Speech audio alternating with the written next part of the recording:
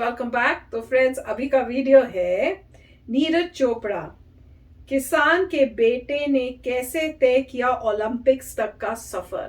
तो चलो friends, video शुरू करते हैं। पर वीडियो शुरू करने से पहले अगर आप चैनल पर नए हो और आपने अभी तक सब्सक्राइब नहीं किया तो जल्दी से पहले सब्सक्राइब के बटन और बेल आइकन को क्लिक कर लो ताकि आपको हमारे सारे न्यू वीडियोस के नोटिफिकेशन मिल जाएं जैसे हम अपलोड करें। अगर आपको वीडियो पसंद आता है प्लीज लाइक एंड शेयर, और ट्विटर में हमें फॉलो करें। जब भी हमारे नए वीडियोस पब्लिश होते हैं तो वहां नोटिफिकेशन आ जाएगा। चलिए शुरू करते हैं।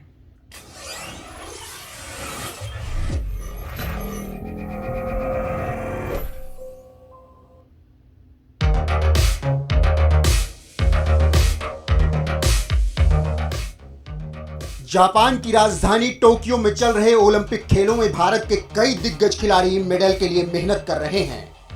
मीराबाई चानू, पीवी सिंधु, लवलीना, रवि दहिया जैसे एथलीट तो मेडल लेकर वापस देश भी लौट आए। और अब है बारी नीरज चोपड़ा की, जिसने ओलंपिक में भाले से 86.65 मीटर की दूरी नापकर तहलका मचा दिया है। आखिर कौन है नीरज चोपड़ा, जिसने अपने शानदार परफॉर्मेंस से अचानक 1.25 अरब हिंदुस्तानियों में गोल्ड मेडल की आस जगा दी है। ये जानने के लिए देखिए हमारी एक खास रिपोर्ट।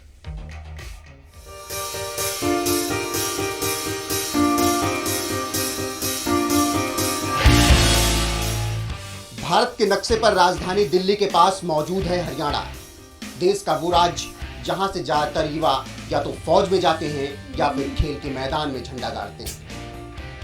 दोनों ही मैदान ऐसा है जहां जीत पर देश का तिरंगा बुलंद होता है। एक से बढ़कर एक खिलाड़ी पैदा करने वाले हरियाणा की इसी मिट्टी में 24 दिसंबर 1997 को एक बच्चे का जन्म हुआ, जिसे आज लोग नीरज चोपड़ा के नाम से जानते हैं।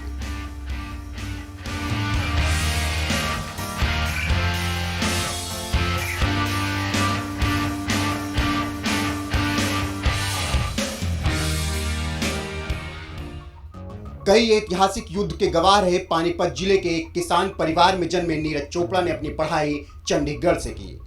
बेहद कम उम्र में ही उन्होंने अपना कैरियर जैवलिन थ्रो में बनाने का फैसला कर लिया। महज 16 साल की उम्र में उन्हें वर्ल्ड यूथ चैंपियनशिप में हिस्सा लेने का मौका भी मिल गया, जहां उन्होंने अपने भाले से 66.75 मीटर की दूरी नाप दी, मगर उन्हें 19वीं पोजीशन मिली। फिर जैसे जैसे वो इस खेल में अनुभवी होते गए, उनका प्रदर्शन भी बेहतर होता गया। 2015 में चीन के वुहान में हुए एशियन चैंपियनशिप में 70.50 मीटर की दूरी नापकर 9वें स्थान पर रहे नीरज चोपड़ा। 2016 में भारत के गुवाहाटी में हुए साउथ एशियन गेम्स में 82.23 मीटर दूर भाला फेंक जीता था गोल्ड। 2016 में वियतनाम के हो ची मिन्ह सिटी में हुए एशियन जूनियर चैंपियनशिप में 77.60 थ्रो कर सिल्वर मेडल जीता था। इसके बाद फिर 2016 में ही पोलैंड में हुए IAAF वर्ल्ड अंडर 20 चैंपियनशिप में 86.48 मीटर दूर भाला फेंक कर गोल्ड मेडल पर कब्जा किया। नीरज चोपड़ा के लिए पोलैंड में मिला गोल्ड बेहद खास रहा, क्योंकि इसी गोल्ड मेडल के बाद उन्हें हरियाणा सरकार ने आर्मी में जूनियर कमीशन ऑफिसर के तौर पर नियुक्त किया। पोलैंड में शानदार प्रदर्शन के इनाम के तौर पर सेना में मिली सरकारी नौकरी के बाद नीरज चोपड़ा ने कहा था, मेरे पिता एक किसान हैं और माँ हाउसवाइफ हैं, और मैं एक ज्वाइंट फैमिली में रहता हूँ। मेरे परिवार में किसी की सरकारी नौकरी नहीं है, इसीलिए सब मेरे लिए खुश हैं। अब मैं अपनी ट्रेनिंग जारी रखने के साथ साथ अपने परिवार की आर्थिक मदद भी कर सकता हूँ। महज 19 साल की उम्र में सेना में अफसर बनने वाले नीरज चोपड़ा और उनके परिवार के लिए सरकारी नौकरी कितनी जरूरी थी, ये आप उनके बयान से ही समझ गए होंगे। सरकारी नौकरी मिलने के बाद ज्यादा मेहनत से अपनी तैयारी में जुटे जैवलिन थ्रोवर नीरज चोपड़ा ने इसके अगले साल ही 2017 में चीन में हुए एशियन ग्रैंड प्रिक्स में तीनों मुकाबलों में हिस्सा लिया। जिन्हुआ में नीरज चोपड़ा ने 82.11 मीटर दूर भाला फेंक सिल्वर मेडल जीता। जियाशिंग में 83.32 मीटर दूर भाला फेंक एक बार फिर सिल्वर पर कब्जा किया। ताइवान में 79.9 मीटर दूर भाला फेंक ब्रॉन्ज पर कब्जा किया। इसी साल भारत में हुए एशियन चैंपियनशिप में नीरज चोपड़ा ने 85.23 मीटर दूर भाला फेंक जैवलिन थ्रो का गोल्ड मेडल अपने नाम कर लिया। इसके बाद साल 2018 में ऑस्ट्रेलिया में हुए कॉमनवेल्थ गेम्स में 86.47 मीटर दूर भाला फेंक कर एक बार फिर से भारत के लिए गोल्ड जीत लिया। नीरज चोपड़ा का ये शानदार प्रदर्शन जारी रहा। इसी साल इंडोनेशिया में हुए एशियन गेम्स में नीरज चोपड़ा ने चीन के ल्यू किजेन और पाकिस्तान के अरशद नदीम को पछाड़कर गोल्ड मेडल पर कब्जा किया।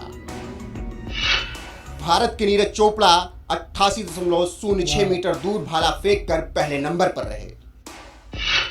चीन के ल्यू किजेन 82.2 मीटर दूर भाला फेंक कर दूसरे स्थान पर थे। पाकिस्तान के अरशद नदीम 80.75 मीटर दूर भाला फेंक कर तीसरे पायदान पर थे।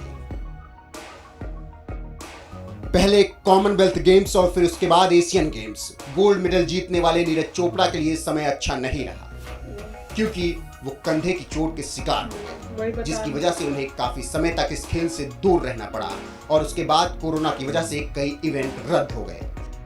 लेकिन इसके बाद जब इसी साल मार्च में उन्होंने वापसी की तो इतना जबरदस्त प्रदर्शन किया कि सबकी नजरें अपनी तरफ खींच ली। Very nice. Indian grand prix में 88.07 मीटर का थ्रो कर अपना ही नेशनल रिकॉर्ड तोड़ दिया। नीरज का ये अब तक का सबसे शानदार प्रदर्शन था।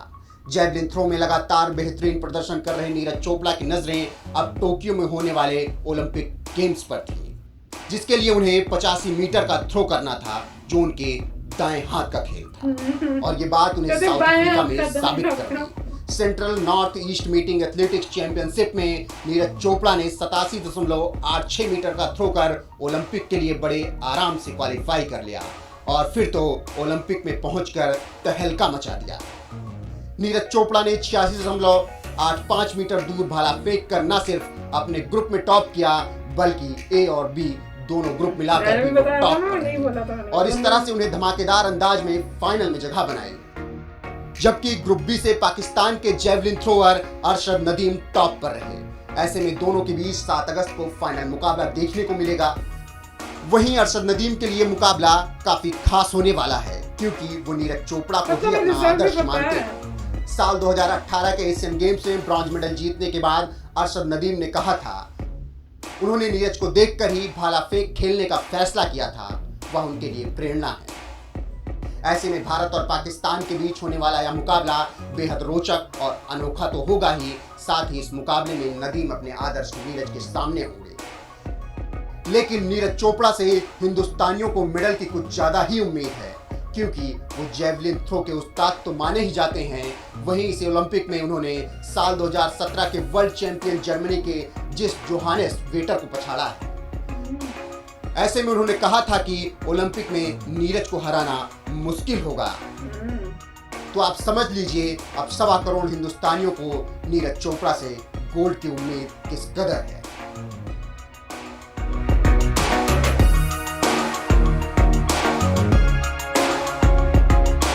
तो बहुत अच्छा वीडियो बनाया जिसमें उनका पूरा बताया कि बचपन में कहाँ कौन सी फैमिली से, सारा वो बताया और फिर बताया कौन कौन सी गेम्स में क्या क्या उन्होंने अचीव किया है। तो दैट वाज देखना चाहिए कि कैसे धीरे धीरे कितनी उन्होंने इम्प्रूवमेंट कर ली। एक पहले 70s में होता था और 70s से 80s में, और ये लग रहा है कि अगर आपके 85 से ऊपर हो जाए देन आपके बहुत अच्छे चांसेस हैं फर्स्ट प्लेस लेने के, क्योंकि जनरली इनके जब 80s में थे तब इनका जो था फर्स्ट 3 प्लेसेस में थे चांसेस, और 85 के ऊपर तो डेफिनेटली आपका गोल्ड का चांस हाई हो जाता है।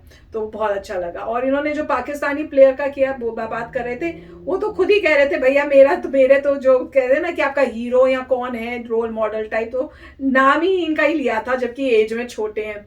तो यही दिख रहा है कि उन्होंने देखा है कि कितना अच्छा ये खेलते हैं कि ओपोनेंट्स जो ऑपोजिट उनसे खेलेंगे वो भी इम्प्रेस्ड हो गए थे कि भैया इतना अच्छा खेलते हैं कि उनको ही अपना रोल मॉडल बना लेने। तो जनरली लोग जो होते हैं, कोई भी प्लेयर होता है, अब कोई पुराने जो प्लेयर्स होते हैं जिन्होंने बहुत अचीव किया उनको करते हैं, अपने जिनके साथ आपने लड़के मतलब जिनके साथ है आपका कंपटीशन उनको कभी नहीं बोलते। तो उससे खुद ही पता चल जाता है कि कितने टैलेंटेड है ये नीरज।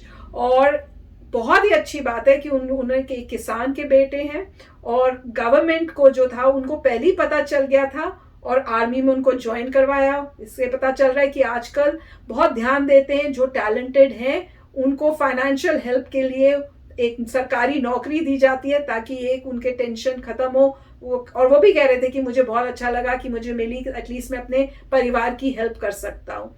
तो बहुत ही अच्छा दिखाया कि कितने मतलब हम्बल बिगनिंग से इतनी स्ट्रगल्स करके, मेहनत करके पूरे कंट्री को प्राउड फील करा दिया। कमाल है, बहुत ही अच्छा। भी देखिए वीडियो जो है ओलंपिक से पहले हुआ था और तब भी पूरी हिस्ट्री बता रहे हैं कि कैसे उन्होंने ग्रेट अचीव किया है और क्यों उम्मीदें हैं।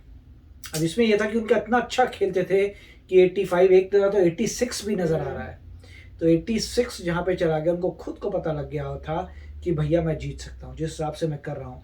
और ये देखिए, ये जब इंजरी हुई थी, इंजरी से पहले मेरे ख्याल से 82 तक जाते थे, फिर इंजरी हुई, फिर इंजरी को ठीक किया, फिर 1 साल खेल नहीं पाए, उसके बाद जब वापस आए धमाका, उसके बाद सीधा 85।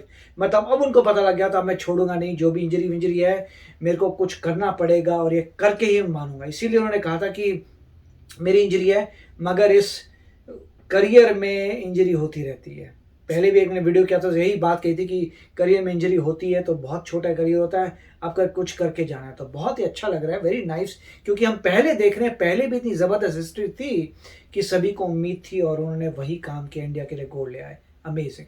यस फ्रेंड्स, मजा आ गया। तो चलो चलते हैं, मिलेंगे नेक्स्ट वीडियो में बहुत ही जल्द। Till then take care and bye bye. तो अगर आप मेरे इस चैनल पे नए हो तो जल्दी से सब्सक्राइब के बटन को हिट करो और बेल आइकन को क्लिक करो ताकि आपको मेरा जब नया वीडियो मैं लगाऊं आपको उसके बारे में जल्दी से पता चल जाए।